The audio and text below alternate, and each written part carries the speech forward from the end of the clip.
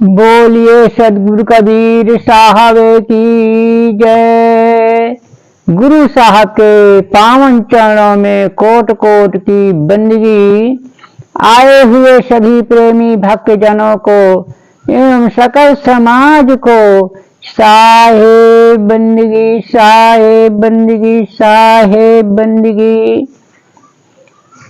आज की प्रस्तुति में सुनिए कबीर भजन। ऐसी दुल्हन चतुर सुजान, पिया के संग मां काहे न गई। बहुत सुंदर भजन और इसका अर्थ भी बहुत सुंदर है, जो सभी जीवों के भ्रम संशय को मिटाने वाला ज्ञानवर्धक अर्थ रहेगा। सो सुनिए साहेब का भजन। ऐसी दुल्हन चतुर सुजान, पिया के संग मां कहे ना गई। ऐसी दुल्हन चतुर सुजान, पिया के संग मां कहे ना गई। तेरा गहना बना है अनमोल, तो यह का जगमा मोल नहीं। तेरा गहना बना है अनमोल, तो यह का जगमा मोल नहीं। ऐसी दुल्हन चतुर सुजान, पिया के संग मां कहे न गई। अरे तेरा लहंगा है घूमे घुमाओ। हाँ, तेरा लहंगा है घूमे घुमाओ। अवंगिया तेरी रतन जड़ी। तेरा लहंगा है घूमे घुमाओ। अंगिया तोरी रतन जड़ी। ऐसी दुल्हन चतुरी सुजान, पिया के संग मां कहे ना गई। तोरी बिछियन के झनकारे, महाल बीच सोरे भई। ऐसी दुल्हन चतुर सुजान, पिया के संग मां कहे ना गई।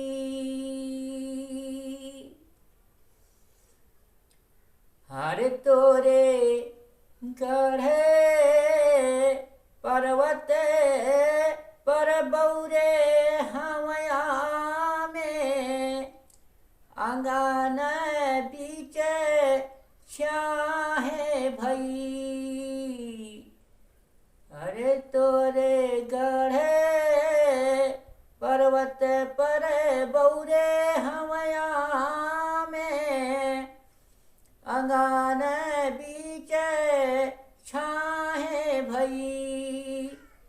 ऐसी दुल्हन चतुर सुजान, अरे पिया के संग मां कहे न गई।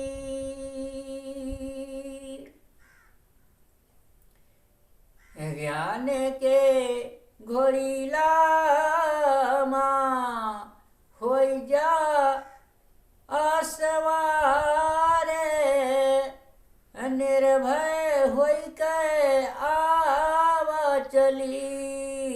मन के गोड़ी लामा होई जाय सवारे, तो निर्भय होई के आवा चली। ऐसी दुल्हीन चतुर सुजाने, पिया के संगमा कहे न गई।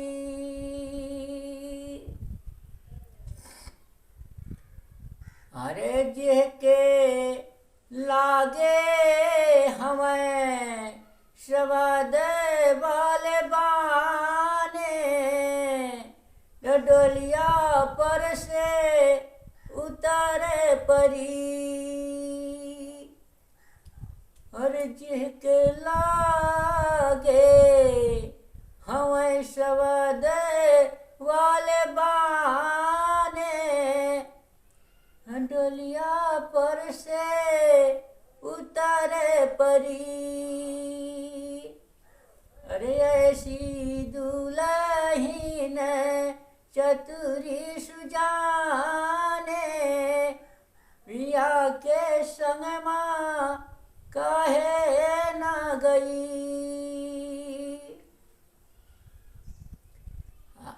गारी गावे कबीर बिचारे, और भजनवा कर ले घरी माँ घरी। गारी गावे कबीर बिचारे, भजनवा कर ले घरी माँ घरी।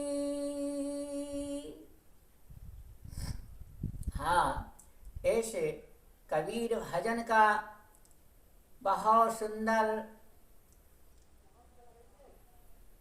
अर्थ भाव सुनिए। इसका भाव बहुत सुंदर है। वास्तव में भाव सुन के भावुक हो जाओगे और भाव उमड़ जाएगा, आनंद आ जाएगा, जीव में शांति और आनंद का सागर भर जाएगा। ऐसा सुंदर इस भजन का अर्थ सुनिए। ऐसी दुल्हन चतुर सुजान। सदगुरु साहेब कहते हैं कि हे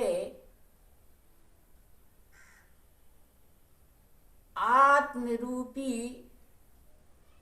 दुल्हन, तू बहुत चतुर है, होशियार है, बुद्धिमान है, विवेकवान है। तू जो है इतनी बुद्धिमान, चतुर है, होशियार है, तू फिर भी उस परमात्मा के संग में, उस सतगुरु के संग में, सतगुरु के शरण में जाकर के ज्ञान नहीं प्राप्त किया और उस पिया रूपी परमात्मा का मिलन नहीं किया। इसलिए साहब ने कहा कि ऐसी दुल्हन चतुर सुजान, पिया के संगमा कहे न गई। ये आत्मा परमात्मा से मिलन क्यों नहीं की? इसलिए साहब कहते हैं कि ये जीव को, इस आत्मा रूपी दुल्हन को साहेब जो है निर्भय कराते हैं, संशय से छुड़ाते हैं कि तू आत्मा, तू चेतन है, तू होशियार है, चतुर है, सुजान है, फिर भी इस मलिन वासनाएं में, कुवृत्तियों में फंसी पड़ी हुई है संसार में। और इस आत्मा को उस परमात्मा में लीन कर तभी जो है इस आत्मा का कल्याण है।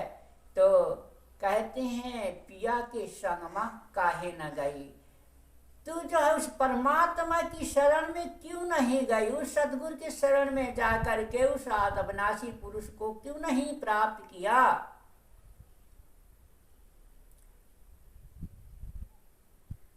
तोरा गहना बना अनमोल। सदगुरु साहेब कहते हैं कि तोरा गहना बना अनमोल। गहना कौन सा गहना, ये सोना चांदी इत्यादि का गहना नहीं साहब कह रहे हैं। ये तो गहना संसारिक गहना है, शरीर के वास्ते शौक शान के लिए पहना जाता है। तोरा गहना तेरे ये शरीर के तन के गहने क्या है, आभूषण। कितने अच्छे आभूषण साहब ने बताया है कि तोरा गहना बना अनमोल। जो आपके गहना है वो कौन से गहना है, सत्य, दया, क्षमा, शील, संतोष, विचार, धीरज, ये आपके अनमोल गहना है। इन गहनों को जो तू पहन ले, इस आत्मा को कहते हैं, आत्मा रूपी दुल्हन को, कि हे आत्मा रूपी दुल्हन तू इन अनमोल गहना को पहन ले। तोरा गहना बना अनमोल, यह का जगमा मोल नहीं। इस शरीर का भी कोई मोल नहीं है, ना कोई तोल है। ये शरीर रूपी गहना परमात्मा ने शरीर भी दिया है, जन्म भी दिया है, मनुष्य तन भी दिया है, तो ये मनुष्य का भी अनमोल जीवन है। इस अनमोल जीवन में अनमोल गहना भी पहनना है। तो साहब ने बता दिया कि अनमोल गहना आपके सत्य, दया, क्षमा, शील, विवेक, विचार, धीरज, संतोष, ये अनमोल गहना है। इन गहना को जो पहनेगा तो संसार में यशोश कीर्ति छा जाएगी और जीवन जिंदगी का सुधार हो जाएगा। यह का जगमा मोल नहीं। फिर ये शरीर रूपी गहना का, इस शरीर का कोई मोल तोल नहीं है, और इस शरीर को भी कोई मोल तोल नहीं है, क्योंकि ये शरीर भी बड़े भाग्य से मिलता है। बड़े भाग्य मानुष तन पावा, सुर दुर्लभ सद ग्रंथन गावा। बड़े भाग्य से मनुष्य का जन्म भी मिला है, ये जन्म सुधारने के लिए मिला है। इसलिए साहब ने कहा है कि यह का जगमा कोई मोल नहीं, इस शरीर का और इन गहनों का कोई मोल तोल नहीं है। फिर देखिए आगे साहब कितना सुंदर मार्मिक शब्दों से अगली कड़ी में बताते हैं। तोरी बिछियन का झनकार। सदगुरु साहब कहते हैं कि तोरी बिछियन की झनकार, महल बिच शोर भई। तेरी जो है बिछियन,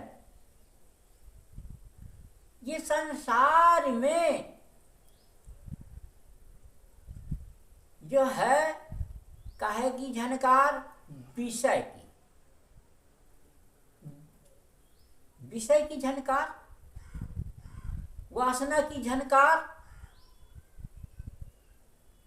तो ये होती ही रहती है 24 घंटा घट के अंदर।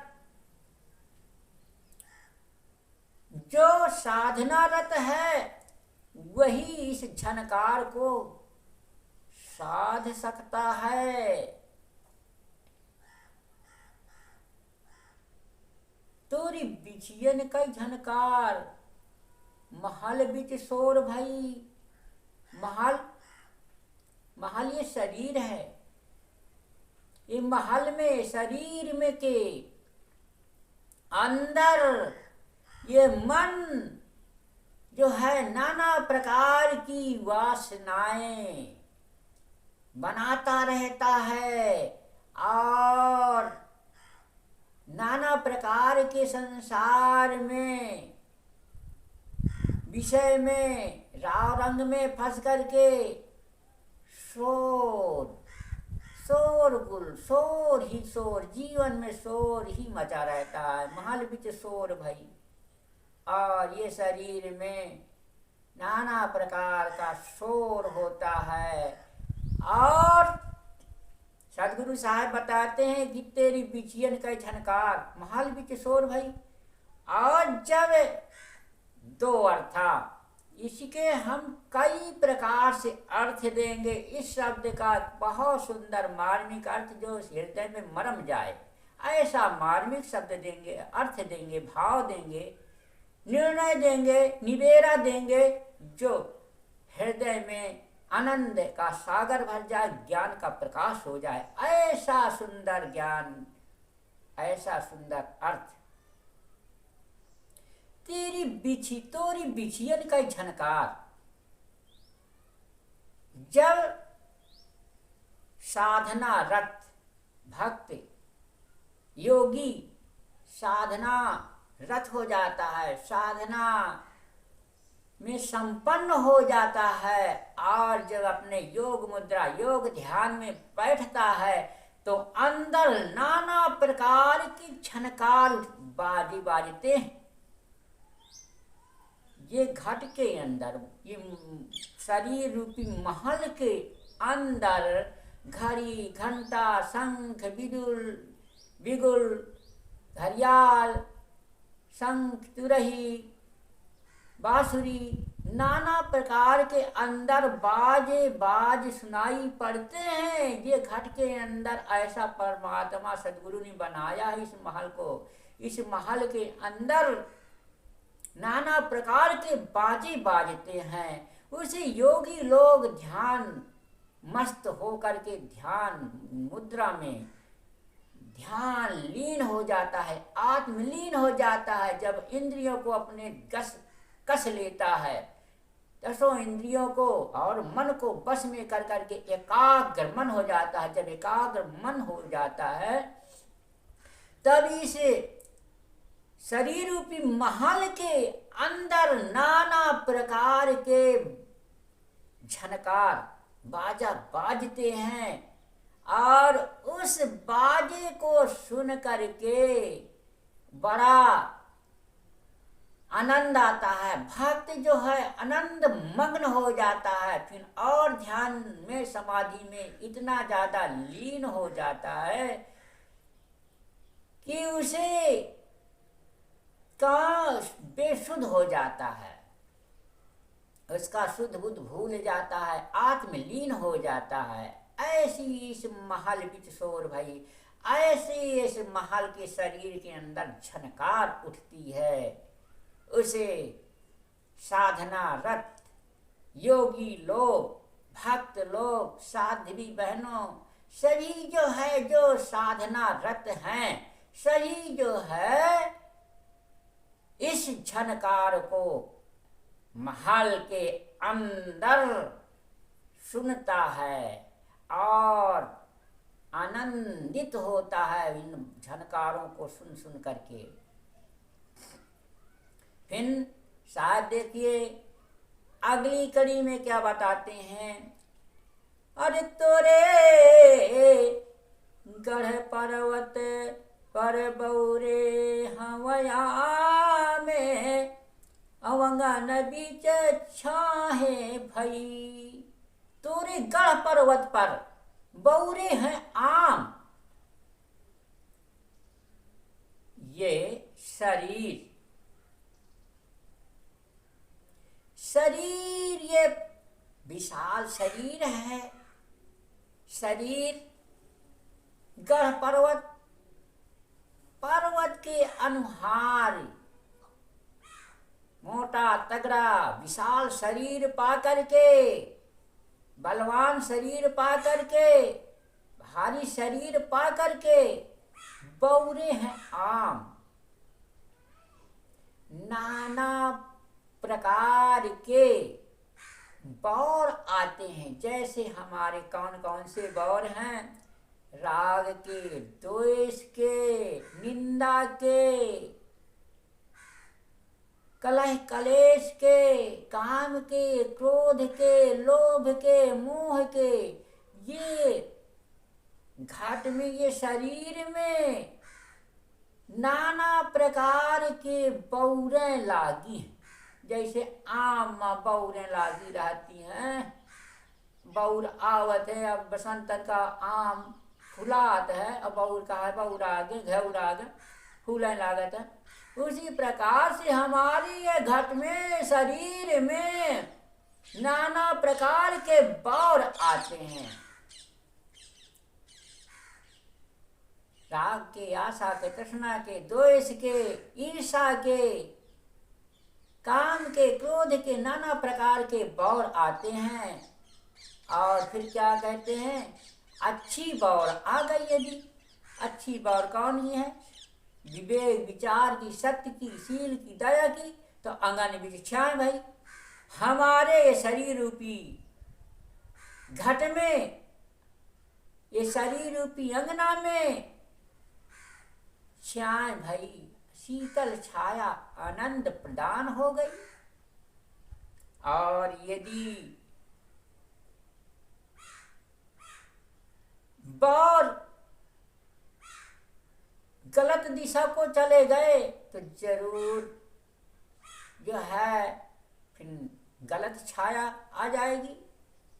और उस छाया में दुख ही दुख है, तो सही छाया अंगन बीच छाए भाई। ऐसी छाया करो, ऐसी शीतल, ऐसी सात्विक छाया हमारे इस अंगना में, इस शरीर में, इस घट में, इस घर में ऐसी शीतल, ऐसी अंगन बीच छाया करे भाई। ऐसी छाया करना है, ऐसी छत्र छाया करते हैं सदगुरु। जब सदगुरु के बाणी पे चलता है तो ऐसी सदगुरु शीतल छाया करते हैं। सत्य विवेक विचार की रहनी गहनी बाणी दे करके शिष्य के ऊपर छत्र छाया दया कर देते हैं कि लो बेटा, इन बाणी पतनों पे चलना, आपके ऊपर मेरी सदैव छत्र छाया रहेगी, दया रहेगी। ऐसा सदगुरु देव जो है दया करते हैं, दया बरसाते हैं अपने भक्त के ऊपर। सदगुरु देव की इतनी दया होती है, गुरुओं की इतनी दया होती है। ज्ञान के घोरिला माँ हो जा असवार। साहब कहते हैं कि ज्ञान रूपी घोड़ा माँ, यह घोड़ा में नहीं, यह घोड़ा तो खैर लौकिक घोड़ा है, शरीर के लिए, आनंद के लिए, सुख के लिए। वो घोड़ा महाराजा सब कोई चढ़ सकता है खरीद करके। मगर सदगुरु कबीर साहब ने क्या बताया है कि ज्ञान रूपी घोड़ा, हमेशा ज्ञान के घोड़ा की सवारी करो। ज्ञान के घोड़िला माँ हो जाए सवार। ज्ञान रूपी घोड़ा में सवार रहो, अनिर्भय होई के आवा चली। अनिर्भय होई के कात निर्भय हुई निशंक भज केवल नाम कबीर। सदगुरु के निर्भय रहो, निशंक भजो केवल नाम कबीर। तो कहा दे साहब कि ज्ञान के घोड़िला माँ हो जाए सवार, तो निर्भय हो के आवा चली।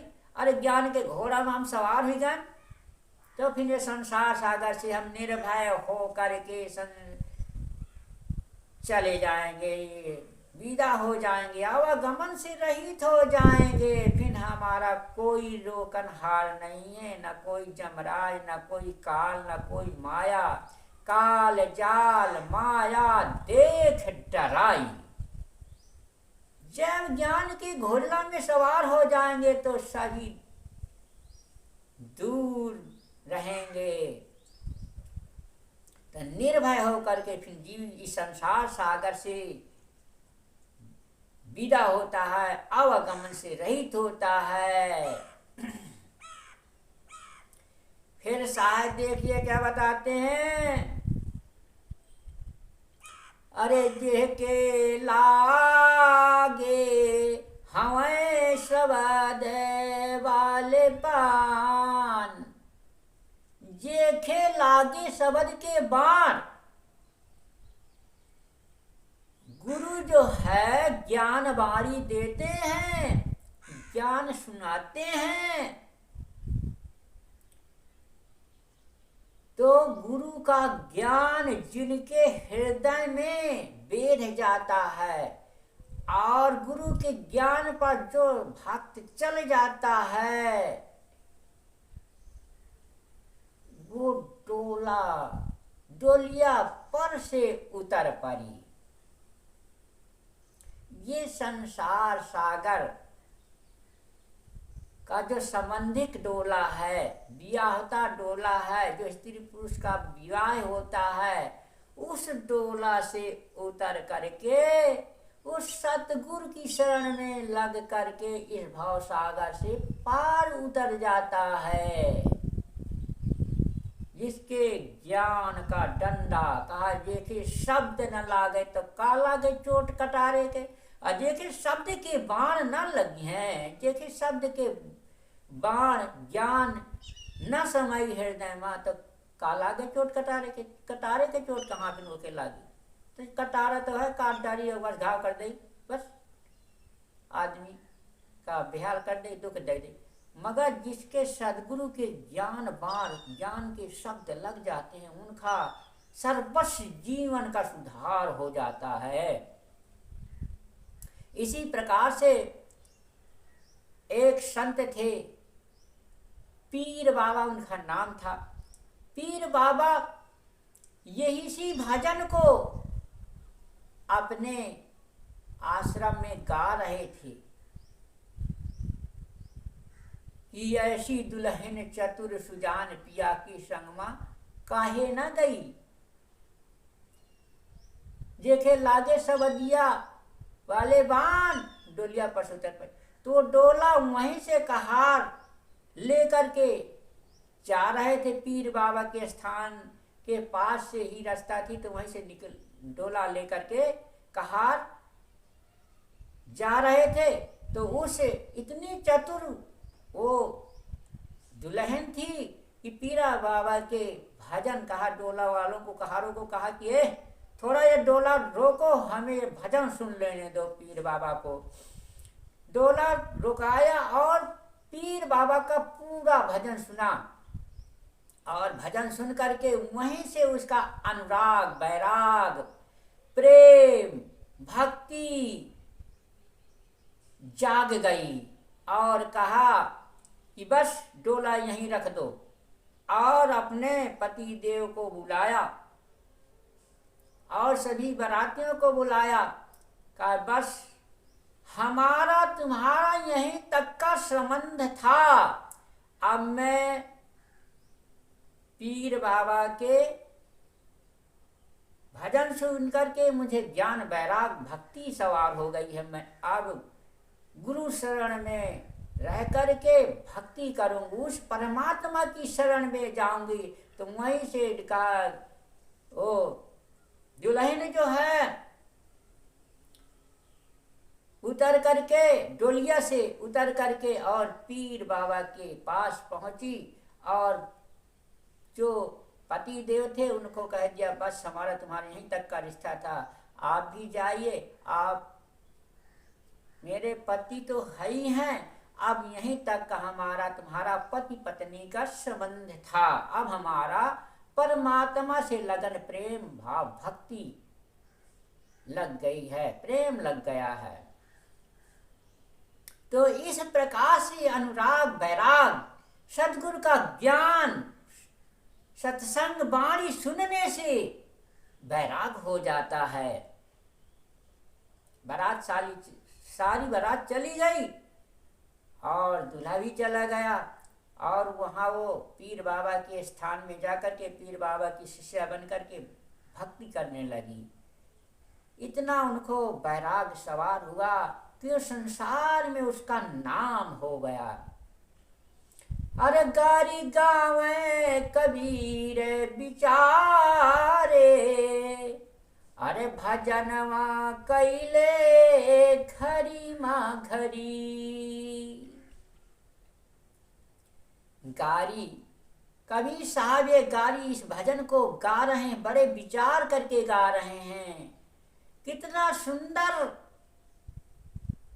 विचार करके, विवेक विचार करके गा रहे हैं कि भजनवा कैले घरी म घरी। अरे आत्मा तू भजनवा कैले घरी म घरी कर। ये जीवन का, जिंदगी का कोई ठिकाना नहीं है कि किस दिन ना ये नगाड़ा बज जाए और जीव यहाँ से चला जाए। तो नगाड़ा बजने के पहले हमें सदगुरु का ध्यान, भजन, भक्ति भाव करना है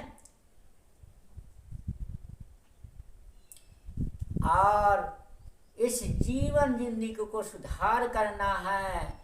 इसलिए साहब ने कितना सुंदर मार्मिक शब्दों के द्वारा इस आत्मा रूपी दुल्हन को परमात्मा से मिलाने के लिए संदेशा दिया। जो सदगुरु के वाणी वचन सुन करके और इन शब्दों में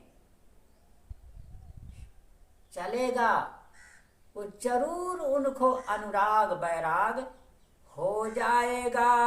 बोलिए सदगुरु कबीर साहब की जय।